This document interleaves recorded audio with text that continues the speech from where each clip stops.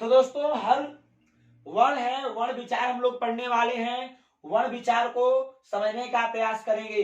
वर्ण उस मूल ध्वनि को कहते हैं जिसका खंड या टुकड़ा नहीं होता है, उसे वर्ण कहते हैं। जैसे क आधा व, आधा ख, आधा ग, आधा च, आधा ड, इसी तरह से यानी वैसा वर्ण जिसका कोई खंड न हो और न ही उसका टुकड़ा होता हो दोस्तों, उसे वर्ण कहते हैं। वर्ण भाषा की सबसे छोटी इकाई होती है दोस्तों। वर्ण जो होती है भाषा की सबसे छोटी इकाई होती है, जिसे हम लोग खंडित नहीं कर सकते, अर्थात उसे तोड़ा नहीं जा सकता। यानी वर्ण भाषा की सबसे छोटी ध्वनि भी होती है, जिसे बोल देने के बाद पुनः दोस्तों उसको रिटर्न नहीं किया जा सकता, यानी उसे तोड़ा नहीं जा सकता, खंडित नहीं करते हैं, उसे वर्ण कहते हैं। जैसे आधा र में आ जोड़ेंगे तो हो जाएगा रा, आधा म में अ जोड़ेंगे तो हो जाएगा म, हो जाएगा पूरा दोस्तों राम। उसी तरह से ग में अ जोड़ेंगे तो हो जाएगा ग, य में आ जोड़ेंगे तो हो जाएगा या, यानी गया। हर वर्ण की अपनी लिपि होती है दोस्तों, उस लिपि को वर्ण संकेत कहते हैं। यानी हर एक वर्ण की अपनी एक लिपि होती है। जैसे लिपि होगा दोस्तों, हिंदी है तो हिंदी का अपना लिपि होगा, संस्कृत है तो संस्कृत का अपना लिपि होगा, कन्नड़ है तो कन्नड़ का अपना लिपि होगा, तेलुगु है तो तेलुगु का अपना लिपि होगा दोस्तों। अब देखिए ध्यान से समझिए, हिंदी में वर्णों की जो संख्या होती है, टोटल नंबर ऑफ वर्ण दोस्तों कितने होंगे, तो हो जाएंगे 52। यानी हिंदी में वर्णों की संख्या जो होती है 52 होती है। यानी वर्णमाला क्या होते हैं दोस्तों, तो आइए हम लोग वर्णमाला यानी अल्फाबेट को समझते हैं। वर्णों के समूह यानी वर्णों के समूह को हम लोग क्या कहते हैं, वर्णमाला कहते हैं। जैसे क वर्ग, प वर्ग, च वर्ग, ड वर्ग, य र ल व, तलाबी स, मूर्धन्य स, दंती स, ये सब क्या है दोस्तों, वर्ण है और ये वर्णमाला के समूह में आते हैं। इसलिए हम लोग इन समूहों को वर्णमाला अर्थात अल्फाबेट कहते हैं। प्रत्येक भाषा की अपनी वर्णमाला होती है दोस्तों। प्रत्येक हिंदी रहेगा तो हिंदी का अपनी वर्णमाला, इंग्लिश होगा तो इंग्लिश का अपनी वर्णमाला, संस्कृत होगा तो संस्कृत की अपनी वर्णमाला, और कन्नड़ होगा तो कन्नड़ की अपनी वर्णमाला होगी। ध्यान समझिएगा, हिंदी भाषा यानी हिंदी जो होते हैं दोस्तों, हिंदी भाषा में वर्ण दो प्रकार के होते हैं। एक को कहते हैं स्वर वर्ण और एक को कहते हैं व्यंजन वर्ण। यानी स्वरवर्ण को हम दोस्तों मूल स्वर भी बोलते हैं, मूल स्वरवर्ण भी बोलते हैं, और व्यंजन वर्ण को दोस्तों संयुक्त व्यंजन भी बोलते हैं। मूल स्वरणों की संख्या दोस्तों हिंदी में मुख्यतः 11 होती है, लेकिन अगर संयुक्त और मूल की दोनों की बात की जाए तो 16 होती है दोस्तों। यानी स्वर वर्ण किसे कहते हैं, तो वैसा वर्ण जिसका उच्चारण में किसी अन्य वर्णों की सहायता नहीं ली जाती हो, उसे हम स्वर वर्ण कहते हैं दोस्तों। जैसे दोस्तों अ, आ, छोटी, बड़ी, छोटा ऊ, बड़ा ऊ, री, ई इत्यादि सब दोस्तों। आइए हम तो देखिए दोस्तों, हम लोग ह्रस्व स्वरवर्ण यानी ह्रस्व स्वरवर्ण किसका प्रकार होता है दोस्तों, तो मूल्य स्वरवर्ण का प्रकार होता है। किसका होता है, मूल्य स्वरवर्ण। ठीक है, मूल्य स्वरवर्ण के प्रकार 3 होते हैं, ह्रस्व स्वरवर्ण, दीर्घ स्वरवर्ण, प्लुत्व स्वरवर्ण। ठीक है, क्लियर यहां तक। तो देखिए दोस्तों, ह्रस्व स्वरवर्ण किसे कहते हैं, जिस वर्ण के उच्चारण में बहुत कम समय लगता है, यानी बहुत कम समय लगता है, उसे हम लोग क्या कहते हैं दोस्तों, ह्रस्व स्वरवर्ण कहते हैं। ह्रस्व स्वरवर्ण की संख्या दोस्तों कितनी होती है, 4 होती है। और ये कौन कौन से होते हैं दोस्तों, तो अ होता है, ई होता है, उ होता है और छोटी री होता है। यानी हिंदी में मुख्यतः ह्रस्व स्वरों की संख्या 4 होती है, अ, ई, उ, री। क्लियर दोस्तों। अब यहां पर देखिए दीर्घ स्वरवर्ण है। दीर्घ स्वरवर्ण जिस वर्ण के उच्चारण में ह्रस्व स्वरवर्ण से दुगुना समय यानी दो गुना समय लगता है, उसे हम लोग क्या कहते हैं दोस्तों, दीर्घ स्वरवर्ण कहते हैं। क्लियर, दीर्घ स्वरवर्ण उसे कहते हैं वैसा स्वरवर्ण जिसके उच्चारण में ह्रस्व स्वरवर्ण से दुगुना समय लगता है, उसे हम क्या कहते हैं दोस्तों, दीर्घ स्वरवर्ण कहते हैं। दीर्घ स्वरवर्ण की संख्या दोस्तों कितनी होती है, हिंदी में 7 होती है। दीर्घ स्वरवर्ण की संख्या हिंदी में 7 होती है। आ, बड़ी ई, बड़ा ऊ, ए, ओ और औ होता है दोस्तों, सातों। प्लुत्व स्वरवर्ण कितने होते हैं दोस्तों? प्लुत्व स्वरवर्ण किसे कहते हैं? जिस वर्ण के उच्चारण में दीर्घ स्वर्ण से अधिक समय लगता है उसे हम प्लुत्व स्वरवर्ण कहते हैं। जैसे दोस्तों हे राम, हे कृष्णा, हे। तब दोस्तों उम्मीद करते हैं आप लोग मेरी बात को समझ रहे होंगे दोस्तों। अब हम लोग पढ़ेंगे संयुक्त व्यंजन अर्थात व्यंजन वर्ण।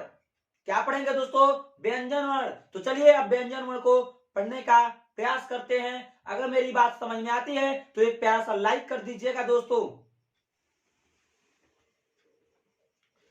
चलिए दोस्तों हम लोग बात करते हैं व्यंजन वर्ण। क्या कहा दोस्तों? व्यंजन वर्ण। तो चलिए देखिए व्यंजन वर्ण किसे कहते हैं?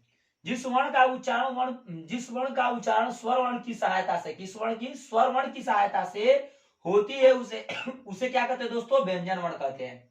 जैसे क, ख, ग, च, छ, ट, त, द इत्यादि जो होते हैं दोस्तों व्यंजन वर्ण होते हैं। देखिए दोस्तों हिंदी वर्णमाला में कुल व्यंजन वर्ण की संख्या कितनी होती है दोस्तों?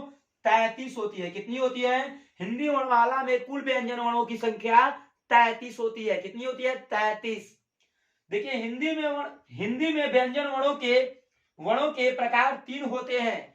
हिंदी में जो व्यंजन वर्ण होते हैं दोस्तों 3 प्रकार के होते हैं। पहला होता है स्पर्श व्यंजन, दूसरा होता है अंतःस्थ व्यंजन, तीसरा होता है ऊष्म व्यंजन। ठीक है, इसे हम लोग दोस्तों संघर्षी व्यंजन भी बोलते हैं। क्लियर? यहां तक 3 प्रकार के होते हैं। स्पर्श व्यंजन किसे कहते हैं दोस्तों? तो आइए हम लोग स्पर्श व्यंजन को समझने का प्रयास करते हैं। वैसा वर्ण जिसका उच्चारण करते समय जीभ या मुंह, ध्यान से देखिए दोस्तों, जीभ या मुंह के किसी भाग से होता है उसे स्पर्श व्यंजन कहते हैं। उसे क्या कहते हैं? स्पर्श व्यंजन कहते हैं।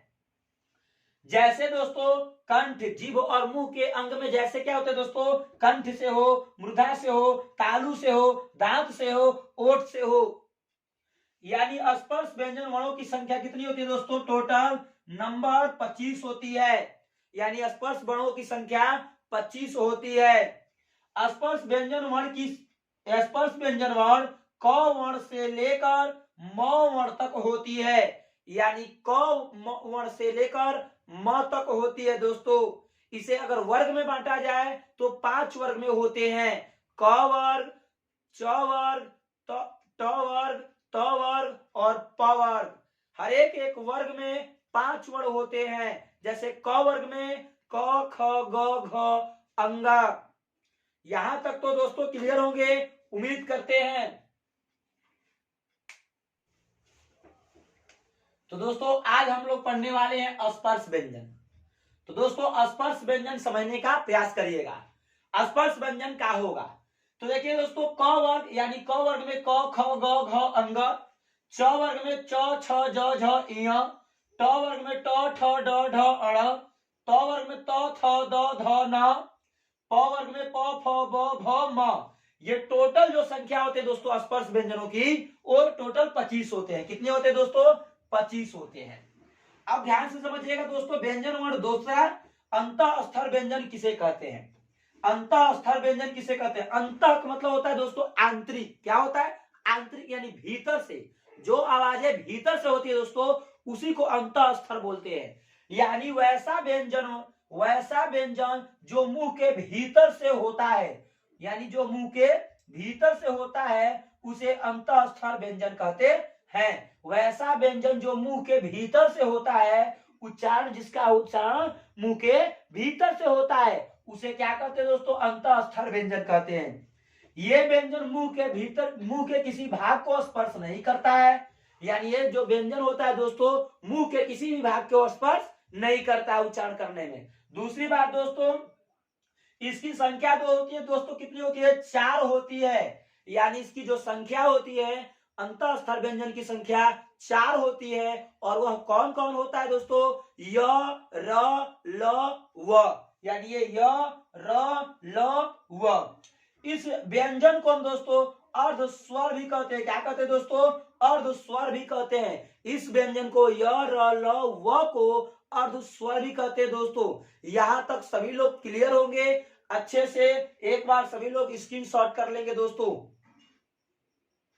अब हम लोग पढ़ने वाले हैं तीसरा प्रकार व्यंजन वर्ण का, ऊष्म व्यंजन। ऊष्म व्यंजन वर्ण यानी हम लोग व्यंजन वर्ण के प्रकार में ही तीसरा व्यंजन समझ रहे हैं, ठीक है।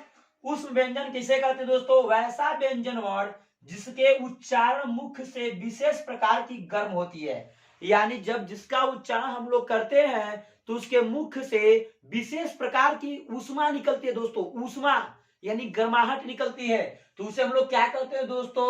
उसे हम लोग ऊष्म व्यंजन कहते हैं। यानी वैसा व्यंजन वर्ण जिसके उच्चारण में ऊष्मा निकलती है, अंतः ऊष्मा निकलती हो, उसे हम लोग क्या कहते हैं?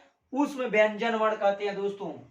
अब ये इनकी संख्या कितनी है दोस्तों? तो इनकी संख्या 4 होती है। और ये होते क्या है? तलाबी स, मूर्धन्य स, दांती स और ह होता है दोस्तों, यानी ये 4 होते हैं। व्यंजन वर्ण के उच्चारण स्थान, यानी हम लोग अब पढ़ने वाले हैं व्यंजन वर्ण के उच्चारण स्थान। तो देखिए दोस्तों, पहला होता है अ आ क वर्ग विसर्ग का उच्चारण कंठ से होता है, इसलिए इसे कंठीय वर्ण कहते हैं।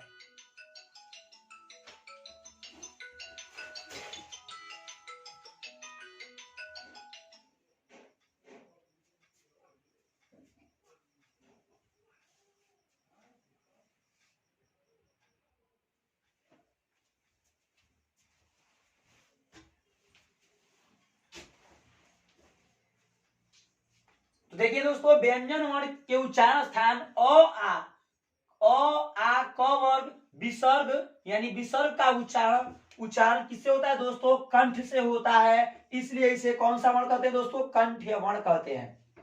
अ आ क वर्ग में क ख ग घ अंग पांचों दोस्तों होगा, यानी और विसर्ग का उच्चारण अगर पूछे तो कंठ से होता है। दूसरा दोस्तों इचुस्नामा तालु, छोटी बड़ी च वर्ग य स का उच्चारण स्थान तालु से होता है। किससे होता है दोस्तों? तालु से होता है। इसे तालव्य वर्ण कहते हैं। क्या कहते हैं इसे? तालव्य वर्ण। छोटी बड़ी च वर्ग में च छ ज झ य आधा य और तालाबी स, तालाबी का मतलब त से तालु, त से तालाबी। स का उच्चारण किससे होता है दोस्तों? तालु से होता है। यहाँ पर देखिए, छोटी री बड़ी री, ध्यान समझिएगा, ऋतु रश्राम मूर्धा, छोटी री बड़ी री ट वर्ग आधा र स का उच्चारण स्थान मूर्धा से होता है, इसलिए इसे मूर्धन्य वर्ण कहते हैं। छोटी री बड़ी री ट वर्ग, यानी ट वर्ग में कौन कौन वर्ण आएंगे? ट ठ ड ढ और आधा र है और ये मूर्धन्य स है दोस्तों। कौन सा स है? मूर्धन्य स। मूर्धन्य का मतलब ये होता है मूर्धा, किससे? मूर्धा से होता है, तो ये हो जाएगा मूर्धन्य वर्ण। क्लियर? लिटू लसरामा दंता, लिटू लसरामा दंता, लि त वर्ग आधा ल आधा स का उच्चारण दंत से होता है, इसे दंत्य वर्ण कहते हैं। अब देखिए दोस्तों, ये दंती स है, इसे क्या कहते हैं? दंती स। दंती स का मतलब होता है दांत से होने वाले स का उच्चारण। अगर दोस्तों मेरा वीडियो यहाँ तक समझ में आता है तो चैनल को सब्सक्राइब कर लीजिएगा। लेटेस्ट वीडियो देखने के लिए दोस्तों और पर क्लिक कर लीजिएगा। दोस्तों मिलते हैं नेक्स्ट वीडियो में एक नए वीडियो के साथ। जय हिंद दोस्तों।